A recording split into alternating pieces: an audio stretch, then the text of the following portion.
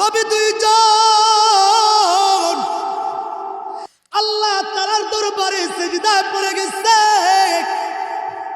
আল্লাহ তাআলার দরবারে সিজদায় যাওয়ার পর আল্লাহ তাআলাকে ডাক দেয়া বলে, গো মালিক, এই বান্দা সারা জীবন দেব দেবীর ইবাদত বন্দিগি করছে, আগুনের ইবাদত বন্দিগি করছে, কোনো ফায়দা পায় নাই। তার একজন সন্তান আছে, এই সন্তান যদি সুস্থ হয়ে যায়, এই সন্তানের যদি চক্ষু বড় হয়ে যায়, কালেমা পড়বে, ইসলাম গ্রহণ করবে, মুসলমান হয়ে যাবে। আল্লাহ গো, তোমার কাছে ফরিয়াদ, আমাদের এই মুনাজাত কবুল আর মঞ্জুর করে নাও। আল্লাহ পাক রব্বুল আলামিন সাদিক এবং মাসদুক এই দুইজনের মুনাজাত সাথে সাথে কবুল করলেন। আর অন্ধ ছেলেটাকে আল্লাহ তাআলা সঙ্গে সঙ্গে ভালো করে দেয়।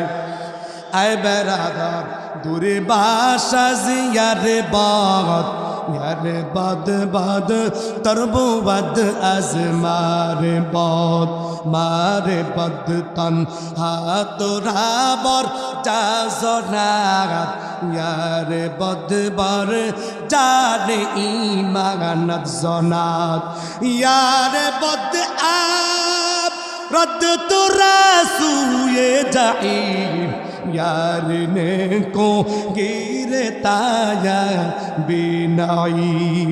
आवाज करे बोलें अल्लाहु আকবার। এবার কাটুরিয়া যখন দেখলো সন্তান চক্ষু ভালো হয়ে গেছে, কাটুরিয়া নবীদের সাথে রাসূলদের সাথে ওয়াদা করছে কালিমা পড়বে, ইসলাম গ্রহণ করবে। এবার রাসূলদেরকে বললে, আমাদেরকে কালিমা পড়ে দাও, ইসলাম গ্রহণ করে দাও। সাথে সাথে কালিমা পড়ে কাটুরিয়া মুসলমান হয়ে যায়। এবার কাটুরিয়া মুসলমান হয়ে যাবার পরে টেনশন, এলাকার সব মানুষ খ্রিস্টান যদি জানতে পারে দুইজন হুজুর আইছে, হুজুর বদলে যোগ দিছে, ভালো হয়েছে না খারাপ হয়েছে? আরে হুজুরগুলোকে থাকলে ভালো না খারাপ? হ্যাঁ, বুঝতেই বুঝতে। এখন যে এলাকার মানুষ ভালো না, যদি জানতে পারে হুজুরগুলোকে যোগ দিছে, বিষয়টা কিন্তু এমন হইল যে কোন রকম যদি ধরতে পারে আয়না ঘরের মধ্যে নিয়ে রাখবে। কথা কয় না? পাইছি রে, আয়না ঘরের মধ্যে নিয়ে রাখবি। টেনশন যদি ধরে তাইলে কিন্তু এলাকার মানুষের কাছ থেকে সার পাওয়া যাবে না। এই কাটুরিয়ার নাম মুফাসসিরিন কেরাম বলেন, এই কাটুরিয়ার নাম হলো হাবিবে নাজ্জার। এই হাবিবে নাজ্জারের বয়স প্রায় 70 বছর হয়ে গেছে। শরীরের মধ্যে তেমন কোনো শক্তি নাই। এই বাবা বয়স হয়ে গেলে হাতের মধ্যে তেমন শক্তি থাকে না, পায়ের মধ্যেও তেমন শক্তি থাকে না, চোখের মধ্যেও তেমন শক্তি থাকে না, দাঁতের মধ্যে তেমন জোর থাকে না।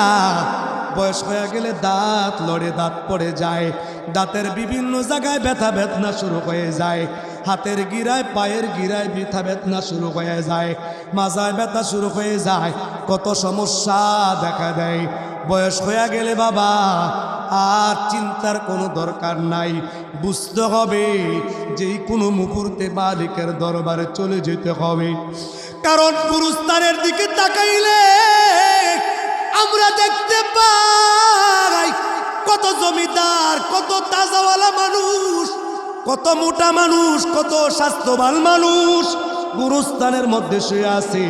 অনেকের মা শুয়ে আছে, অনেকের বাবা শুয়ে আছে, অনেকের দাদা শুয়ে আছে, অনেকের সন্তান শুয়ে আছে, অনেকের বন্ধু বান্ধব শুয়ে আছে। তাদের কবরের মধ্যে গাছ উঠে গেছে, আজ পর্যন্ত তাদের কোনো খোঁজ খবর নিতে পারি না।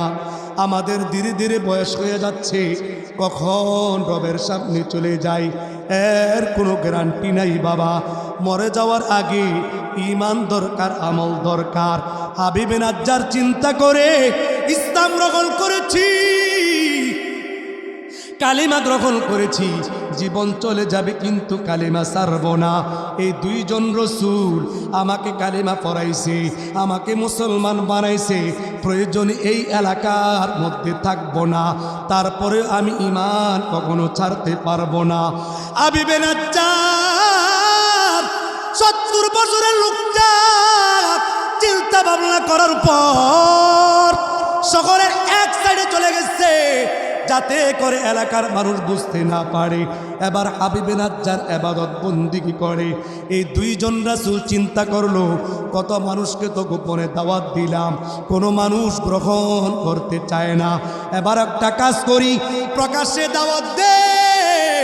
প্রকাশ্যে দাওয়াত দিলে অনেক মানুষ ইসলাম গ্রহণ করবে, কালেমা পড়বে, মুসলমান হয়ে যাবে। এবার হাবিবে নাজ্জার চলে গেল শহরে। সাদেক এবং মাসদুক প্রকাশ্যে কালেমার দাওয়াত দে। ওই যে ইন্তাকিয়া শহর, এই শহরের মধ্যে যেই বাদশা আছে, বাদশার কানের মধ্যে গেছে দুইজন মুসলমান, তারা কালেমার দাওয়াত দেয়, ইসলামের কালেমার দাওয়াত দেয়, ইসলামের দাওয়াত দেয়। ওই দুইজন হুজুরকে ধরে নিয়ে আসো।